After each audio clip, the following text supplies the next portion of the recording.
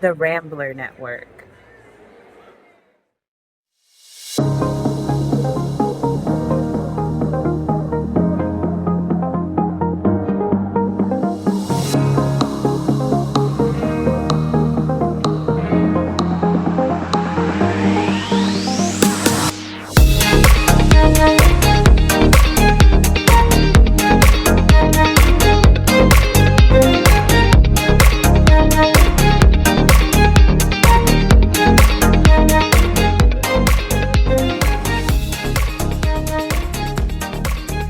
Good morning! Welcome back to The Digressor. I'm Trevor, and in this episode, I'm talking about the Oklahoma City bombing.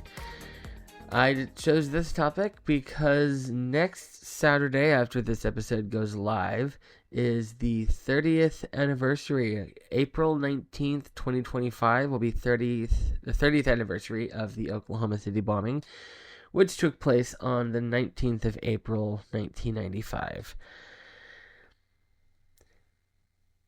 So, in order to really tell the story of the Oklahoma City bombing, I actually have to kind of go back 3 years before the attack to the mountains of Idaho.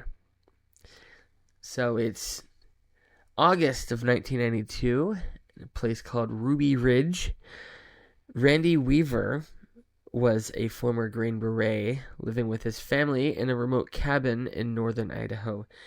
He'd become involved with white supremacist groups and he was wanted by federal agents after failing to appear in court for a weapons charge. U.S. Marshals tried to arrest him quietly, but it turned into a deadly standoff. Over the course of 11 days, his 14-year-old son and his wife were both killed. They were shot by federal agents. A U.S. Marshal was also killed in the incident.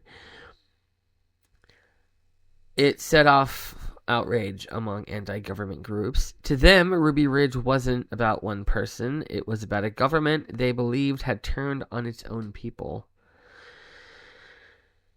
Just a few months later, the nation's attention shifted to Waco, Texas.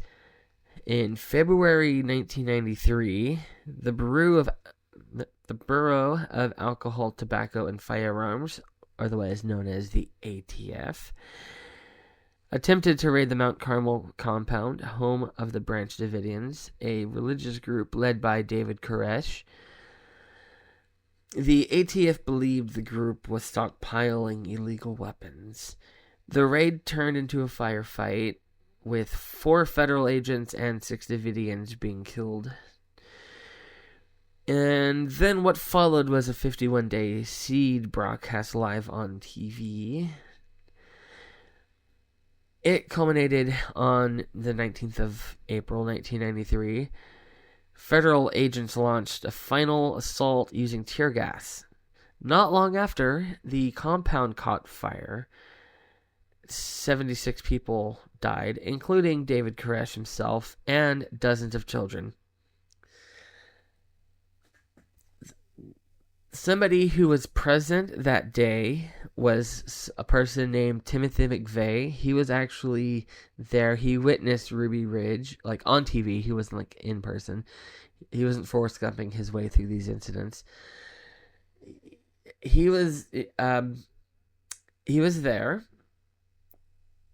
He drove to Waco and sold bumper stickers condemning the government. He believed the government had executed its own citizens at Waco, and that someone needed to strike back. So, a little backstory on him. Timothy McVeigh had served in the Gulf War. He returned home disillusioned and angry, and he began reading anti-government texts and survivalist literature, which included the Turner Diaries, a violent racist novel that imagined a future where patriots overthrew a tyrannical U.S. government using terrorism. And yeah, the seed had already been planted with Ruby Ridge and Waco.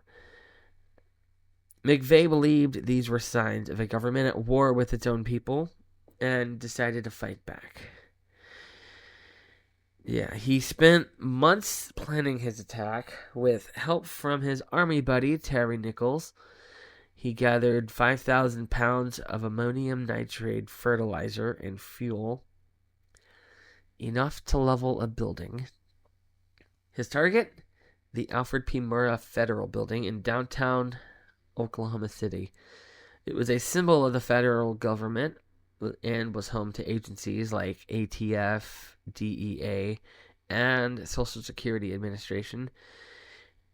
He chose the date carefully. April 19th, 1995. It was exactly 2 years after the Waco fire. At 9:02 a.m. on that day, a Ryder truck loaded with explosives detonated. The blast ripped through the heart of the building, collapsing the front face. 168 people were killed.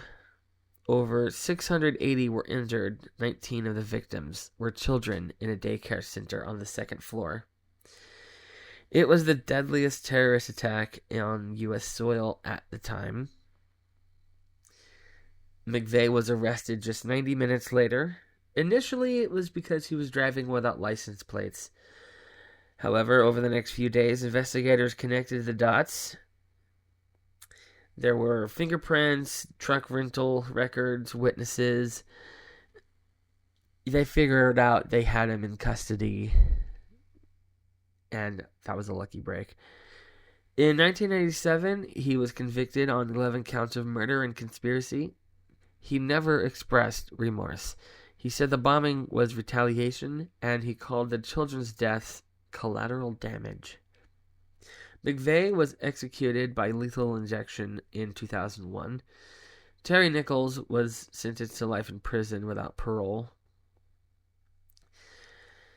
The Oklahoma City bombing was not a spontaneous act. It was the end of a long, dangerous path. It was one paved with paranoia, radicalization, and revenge. It was born in the shadow of Ruby Ridge, fueled by the flames of Waco, and carried out by someone who believed that violence was the only way to send a message.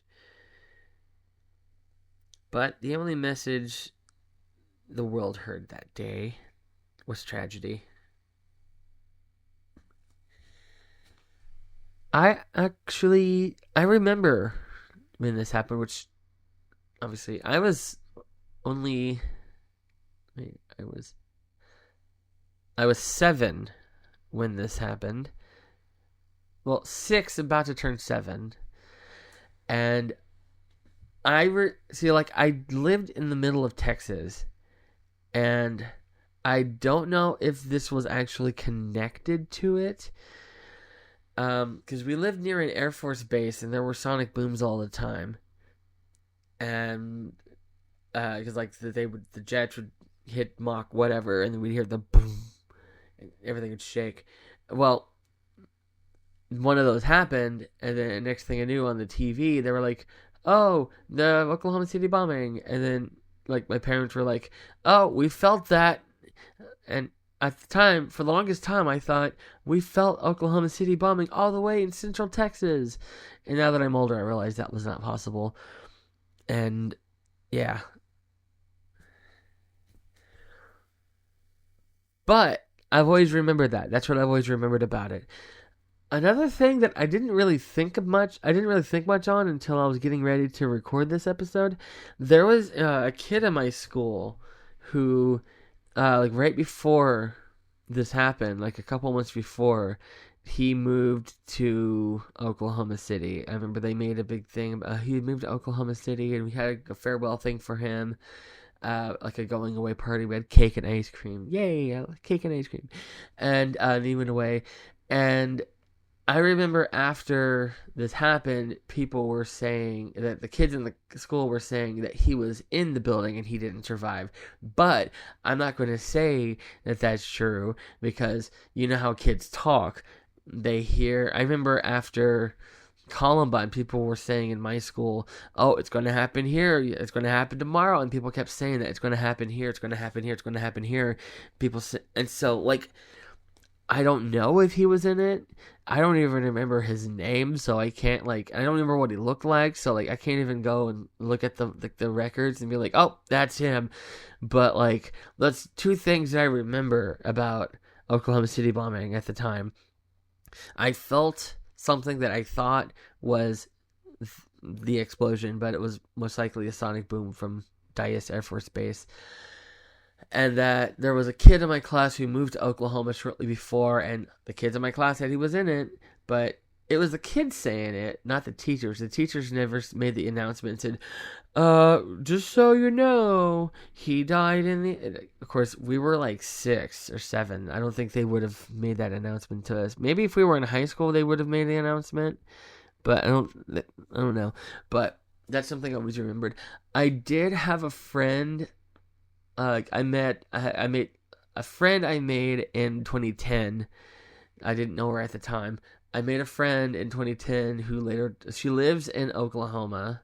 She told me her uncle died in it. So in a way, I do know somebody who died in it. I didn't know him, obviously, because that was way before I even knew her.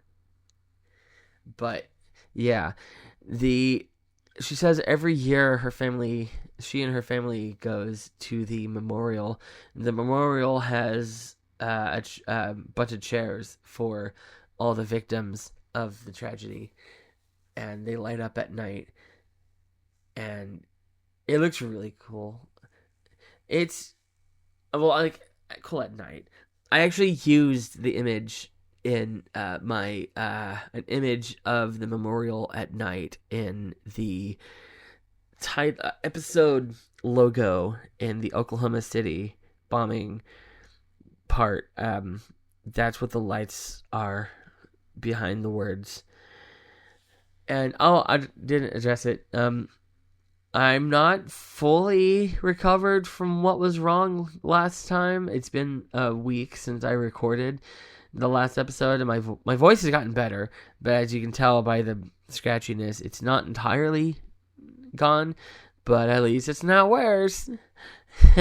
Hopefully by the next episode it's gone entirely. Well, maybe not. I'm planning on recording the next episode immediately after finishing this one, but it depends on how I'm feeling in the next half hour. But I digress.